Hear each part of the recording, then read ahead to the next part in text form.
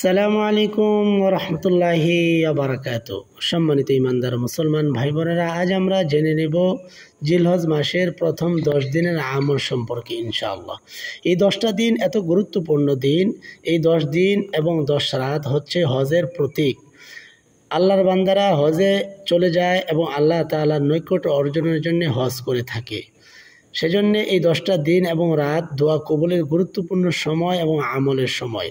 আল্লাহ রসুল সাল্লাল্লাহু আলাইহি ওয়াসাল্লাম বলেন, মাহে রমজানের পরে সবচেয়ে গুরুত্বপূর্ণ ইবাদতের জন্য দিন এবং রাত হচ্ছে জিলহজের প্রথম 10 দিন। সেজন্য গুরুত্বপূর্ণ 10টি আমল সম্পর্কে কোরআন হাদিস থেকে আমরা জানব এবং আমল করার চেষ্টা করব ইনশাআল্লাহ। 1 নম্বর আমল হচ্ছে তওবা করা। যেহেতু গুরুত্বপূর্ণ দিন এবং রাত, আমল যেন আল্লাহর কাছে যায়, আমরা যেন আল্লাহর কাছে দামি হতে পারি, সেজন্যে খাঁটি দিলে অতীত জীবনের গুনাহের জন্য আমরা তওবা করে নেব, যেন আল্লাহর কাছে আমলগুলো কবুল হয় ইনশাআল্লাহ। তাহলে 1 নম্বর আমল হচ্ছে আমরা তওবা করে নেব। 2 নম্বর আমল হচ্ছে জিকির করা। যেহেতু গুরুত্বপূর্ণ দিন, হাজী সাহেবরা শুধু আল্লাহর কাছে একই জিকির এবং একই তালবিয়া আদায় করে যে লাব্বাইক আল্লাহুম্মা লাব্বাইক, আল্লাহকে বলে যে আল্লাহ আপনার জন্যে আমি হাজির হয়েছি। সেজন্যে এই 10টা দিন এবং রাত্রে বেশি থেকে বেশি আমাদেরকে জিকির করতে হবে।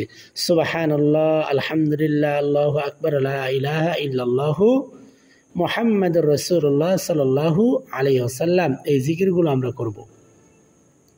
3 নম্বর, নেক আমলের প্রতি যত্নবান হওয়া। সর্ব ধরনের নেক আমল করব, কোনো ধরনের গুনাহের কাজ আমরা করব না। যাদের উপরে হজ ফরজ, 4 নম্বর আমল হচ্ছে হজ করা। যাদের উপর হজ ফরজ তারা এই জিলহজ মাসে কি করবে? হজ করবে। 5 নম্বর আমল হচ্ছে কুরবানি করা। আল্লাহ পাক যাদের উপরে কুরবানিকে ওয়াজিব করেছেন তাদেরকে কুরবানি করতে হবে। 6 নম্বর, কুরবানি সম্পর্কে রসুল বলেন, যাদের উপরে কুরবানি ওয়াজিব তারা যদি কুরবানি না করে তারা যেন ঈদগাহে না আসে। আর কুরবানির মাধ্যমে পশুর প্রত্যেকটা লোমের বিনিময়ে, গরু এবং ছাগলের প্রত্যেকটা পশমের বিনিময়ে আল্লাহর পক্ষ থেকে একটি করে নেকি অর্জন করা যায়। সেজন্য আমাদের উপর যাদের কুরবানি ওয়াজিব, অবশ্যই আল্লাহ তাআলার সন্তুষ্টির জন্যে, আল্লাহ তাআলার নৈকট্য অর্জনের জন্য, আল্লাহ তাআলার নিকটতর বান্দা হওয়ার জন্যে কুরবানি করতে হবে। 6 নম্বর আমল হচ্ছে যারা কুরবানি করবেন অথবা করতে পারবেন না, সাধ্য নেই, সকলের জন্য জিলহজ মাসের চাঁদ ওঠার আগেই চুল এবং নখ কেটে ফেলতে হবে এবং ঈদের নামাজ আদায় করে কুরবানি শেষ করে তারপরে চুল এবং অবাঞ্ছিত লোমগুলো পরিষ্কার করলে আল্লাহর পক্ষ থেকে একটি কবুল কুরবানির সওয়াব পাওয়া যায়। সুবহানাল্লাহ, সুবহানাল্লাহ। তো 7 নম্বর আমল হচ্ছে তাকবীর বলা। জিলহজ মাসের প্রথম 10 দিন বেশি থেকে বেশি তাকবীর বলতে হবে।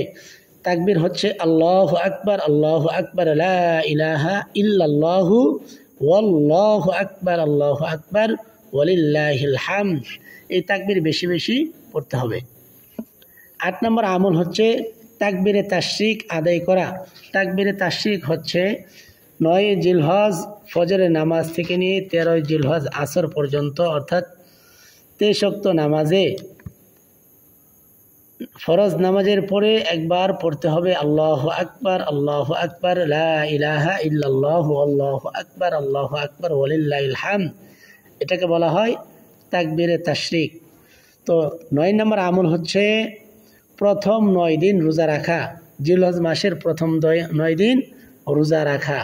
10 নম্বর আমল হচ্ছে আরাফার দিন রোজা রাখা। কেউ যদি 9 দিন রোজা না রাখতে পারে তাহলে অন্তত পক্ষে 9 আরাফার দিন রোজা রাখা।